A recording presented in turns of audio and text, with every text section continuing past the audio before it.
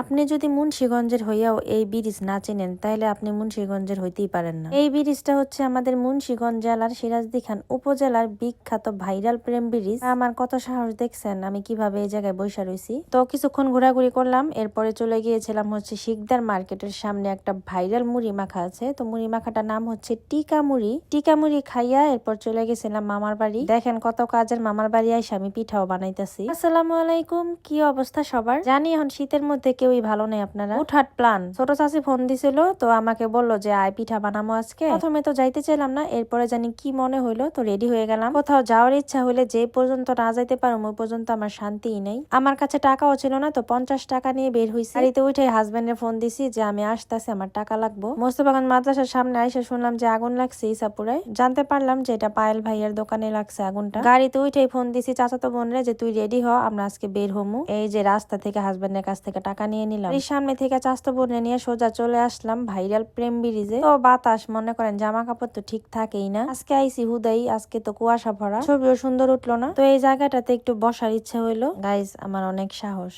আপনারা কি এই জায়গায় বসতে পারবেন? একবার ভাবেন যদি একটু 19-20 হয় একদম নদীতে। আজকে আমি ভয়েস ওভার দিতেছি একদম আমাদের আঞ্চলিক ভাষায়। দিকে সন্ধ্যা হয়ে যাইতেছে, তো চিন্তা ভাবনা করলাম চলে যাই এখন। হাঁটতে হাঁটতে চলে গেলাম সিরাজদি খান বাজারে। তো চাস্তরে জিগাইলাম যে কি খাওয়া যায়। ও বললো যে শিকদার মার্কেটের সামনে একটা টিকিয়া মুড়ি বেচে, ওইটা অনেক মজা, চলো যাই। তো আমার চাস্তো আমার বলছে ওইটা দোকান, তুমি যাও। আমি তো আর জানি না মোমোর দোকানে গিয়া তো আমি টিকিয়া মুড়ি খুঁজতেছি। পরে ভাইয়া কইলো যে না, ওইটা হচ্ছে মুড়ির দোকান। এই যে এটাই হচ্ছে ভাইরাল সেই টিকিয়া মুড়ির দোকান। প্রথমত আমি ভাবতেই পারিনি যে এই মুড়িটা এত মজা হইব। এই টিকিয়া মুড়ি খাওয়ার জন্য মনে করেন এই জায়গায় আমার 15 থেকে 20 মিনিট দাঁড়ায় থাকতে হইলো। তাহলে পাইলাম টিকিয়া মুড়ি। মুড়ির মধ্যে হচ্ছে টিকাটা ভাঙা দেয়। আর আমার কাছে মনে হইলো যে আমি খুব ভালো একটা মুড়ি মাখা খাইলাম। এই মুড়িটা খাইলে আপনি মনে করবেন যে না, আমার জীবনে প্রথম আমি এই ভালো একটা মুড়ি খাইলাম, খুব মজার। মুড়ি মাখা খাইতে আইসাও এক ফলোয়ার্স আপুর সাথে দেখা, তো আপু হচ্ছে অনেকক্ষণ পেঁচাল পারলো আমার সাথে। এরপর হচ্ছে আমি টিকিয়া অর্ডার করেছিলাম। টিকিয়া মুড়ির প্রাইস কিন্তু মাত্র 30 টাকা। এই টিকিয়া মুড়িটা খাওয়ার জন্য কিন্তু দেখলাম অনেক মানুষই আসে। তো আপনারা কে কে খাইছেন আমাকে কমেন্ট করবেন, আর যারা খান নাই অবশ্যই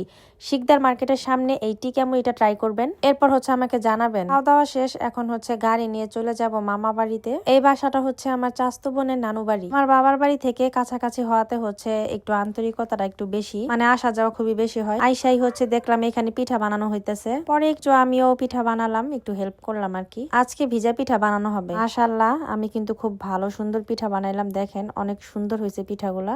এক ভোল পিঠা বানানো হয়ে গেছে এখানে। তারপর হচ্ছে শিরা জাল দেওয়া হইতেছে। একটা পাতিল হচ্ছে শিরা জাল দেওয়া হবে। অবশ্যই শিরাটা কিন্তু শুকাবে, এটা অনেকক্ষণ জাল দেওয়া হবে। তো জাল দিতে দিতে এক পর্যায়ে হচ্ছে শিরাটা একটু কমে আসলে পিঠা দিয়ে দেওয়া হবে। আর পিঠা দিয়েও হচ্ছে কিছুক্ষণ জাল দেওয়া হবে, তাহলে কিন্তু পিঠাটা একটু সফট হয়। জাল দেওয়ার পরে এখন হচ্ছে পিঠার পাতিলা নামায় ফেলবে। শিরাটা ঠান্ডা হওয়ার পরে হচ্ছে দুধ দেওয়া হবে। তো আমার চাচি বলতেছে যে এখন গরম অবস্থায় দুধ দিলে হচ্ছে দুধটা ফাইটা যাওয়ার সম্ভাবনা থাকে। পিঠা বানাইতে বানাইতে রাতের 11টা বাজে গেছে। সবাই হচ্ছে আমরা গরম গরম ভাত দিয়ে গরুর মাংস খাইলাম। এরপরেই তো দেখেন সকালবেলায় পিঠা বাড়া হইতেছে। মাশাআল্লাহ, পিঠাগুলা কিন্তু খুবই সুন্দর হয়েছে আর একদম নরম হয়ে গেছে পিঠাগুলা, আর পুরাই পারফেক্ট হয়েছিল পিঠাগুলা। এদিকে আমার ছেলে, আমার চাচা, চাচাতো বোন, ভাই সবাই মিলে হচ্ছে আমরা একসাথে বসছি খাওয়ার জন্য। এই যে আঙ্গুগুলো মুলো ওরা আমি কই তুই একটু কম খাইস। আর এই তো গ্রামের মানুষের একটাই স্বভাব কি জানেন, গ্রামের মানুষেরা কখনো কিছু একা খাইতে পারে না, অল্প অল্প করে হইলো সবাইরে দিয়া খাইবো। আর গ্রামের মানুষেরা যখন পিঠা বানাইবো তখন কিন্তু কম পিঠা বানাইতে পারে না। এই নিয়মটা কিন্তু আমরা গ্রামেই দেখি, এখন শহরেরটা তো আর বলতে পারি না।